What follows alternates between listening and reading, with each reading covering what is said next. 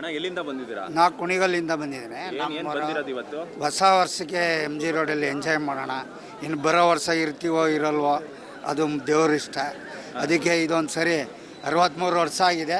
ಅಲ್ಲೇ ಚಿಕ್ಕ ಹುಡುಗನಿಂದನೂ ಬರ್ತಾ ಇದ್ದೆ. ಪ್ರತಿ ವರ್ಷ ಪ್ರತಿ ವರ್ಷನೂ ಬಂದು ಎಂಜಾಯ್ ಮಾಡ್ಕೊ ಹೋಗ್ತಾ ಇದೆ. ಈ ಸರಿ ಬರ್ತೀರಾ?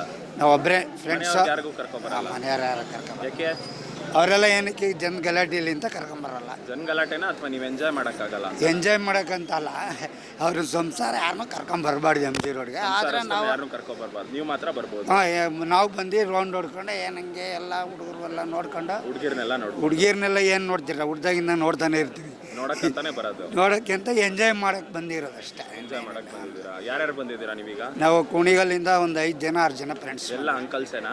ಹಾಂ, ಎಲ್ಲ ಅಂಕಲ್ಸ್, ವಯಸ್ಸಾಗ ವರ್ಷ ವರ್ಷ ಬರೋ ಬ್ಯಾಚ್ ನೀವು? ವರ್ಷನೂ ಬರ್ತಾರೆ. ಏನು ಎಲ್ಲೆಲ್ಲ ಹೋಗ್ಬಿಟ್ಟಿದ್ದಾರೆ? ಎಲ್ಲೆಲ್ಲ ಹೋಗ್ಬಿಟ್ಟಿದ್ದಾನೆ. ಅವ್ರವ್ರ ಇಷ್ಟ ಬಂದಂಗೆ ತೋಟಗಳಲ್ಲಿ ಅಲ್ಲಿ ಈಗ ಎಲ್ಲ ಹೋಟ್ಲುಗಳು ಅಲ್ಲಿ ಇಲ್ಲಿ ಎಂಜಾಯ್ ಮಾಡ್ತಾ ಇದ್ದಾರೆ. ಹೋಗ್ಬಿಟ್ಟಿದ್ದಾರೆ, ಎಂಜಾಯ್ ಮಾಡ್ತಾ ಇದ್ದಾರೆ. ಆದಷ್ಟು ಎಂಜಾಯ್ ಮಾಡಬೇಕಾದ್ರೆ ಹೊಸ ವರ್ಷದ ದಿನ ಭಾಳ ಹುಷಾರಾಗಿ ಎಂಜಾಯ್ ಮಾಡಬೇಕು. ಬೈಕಲ್ಲೆಲ್ಲ ಹೋಗೋದು, ಎಂಜಾಯ್ ಮಾಡ್ಕೊಂಡು ಫುಲ್ಲು ಟೈಟಾಗಿ ಬೀಳೋದು ಅವೆಲ್ಲ ಏಟ್ ಮಾಡ್ಕೊಬಾರ್ದು. ಹೊಸ ವರ್ಷನ ಬೇಗ 12 ಗಂಟೆಗೆ ಕರ್ಸ್ಕೋಬೇಕು, ಆಚರಿಸ್ಬೇಕು ಅಂತ ನಾನು ಹೇಳ್ಬೋಣ. 12 ಗಂಟೆಗೆ ಕೇಕ್ ಕಟ್ ಮಾಡ್ತೀವಿ.